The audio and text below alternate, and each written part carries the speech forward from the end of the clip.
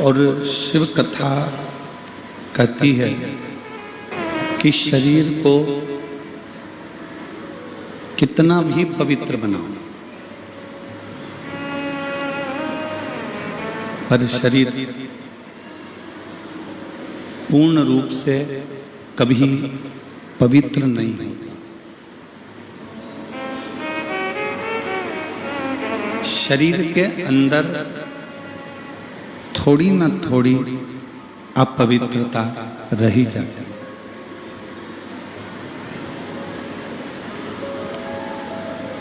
आप शरीर के लिए कितनी भी पवित्रता धारण कर लो, शरीर के लिए कितना भी पवित्र बनाने का प्रयास कर लो, पर शरीर पूर्ण रूप से पवित्र नहीं हो पाता। शरीर में थोड़ी ना थोड़ी अपवित्रता रह जाती है, पर शिव महापुराण की कथा कहती है कि शरीर में भले थोड़ी ना थोड़ी अपवित्रता रह जाए, पर शिव कथा कहती है कि मन एक ऐसा है जिसको यदि हमने एक बार पवित्र बना लिया तो इसमें अंश मात्र भी अपवित्रता नहीं रहती है, वो पवित्र की पवित्र ही रहता है।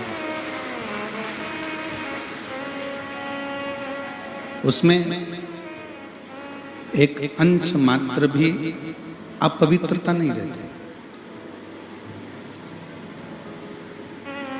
शरीर पवित्र बनाने पर भी अपवित्र रह जाता है, पर मन एक बार यदि पवित्र बन गया, मन एक बार अगर पवित्रता के भाव में आ गया तो फिर ये अपवित्र नहीं हो सकता, फिर ये अपवित्र नहीं। पर हम क्या करते हैं, संसार का मनुष्य क्या करता है कि शरीर को पवित्र बनाने में दिन रात लगा रहता है। शरीर को पवित्र बनाने के लिए वो 24 घंटा लगा रहता है, पर मन को पवित्र बनाने के लिए उसके पास समय नहीं रहता।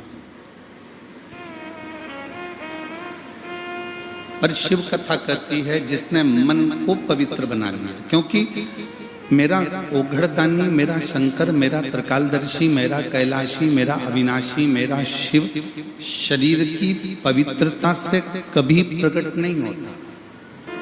मेरा उघड़दानी, मेरा शंभु, मेरा त्रिकालदर्शी, कैलाशी, अविनाशी, मेरा कुबेर भंडारी शरीर की पवित्रता से कभी प्रसन्न नहीं होगा, कभी प्रकट नहीं होगा। शिव प्रकट भी होता है और प्रसन्न भी होता है तो मन की पवित्रता से होता है। वो कहते हैं ना,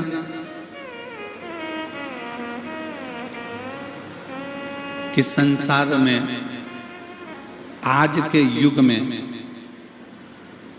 अमीर भी रोते हैं और गरीब भी रोते हैं।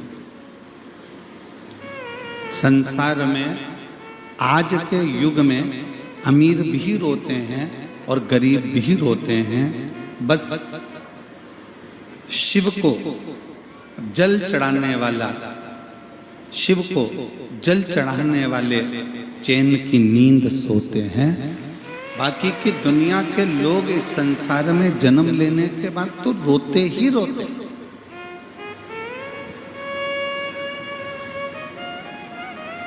दुनिया के लोग जल चढ़ाने के, अगर शिव के शिवालय जा रहे हैं, शंकर के मंदिर जा रहे हैं, शंकर की चौखट जा रहे हैं, शंकर के मंदिर तक पहुंच रहे हैं, शिव के दरवाजे तक जा रहे हैं, शंकर का गुणगान कर रहे हैं, शंकर का भजन कर रहे हैं, तो हो सकता है कि जिंदगी में थोड़ा सा दुख कम हो जाए, थोड़ी तकलीफें कम हो जाए,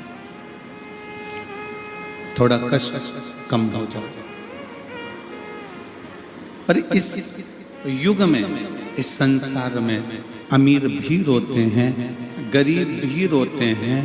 चैन की नींद वो सोते हैं जो शिव को एक लोटा जल चढ़ाते हैं, वो चैन की नींद सोते हैं।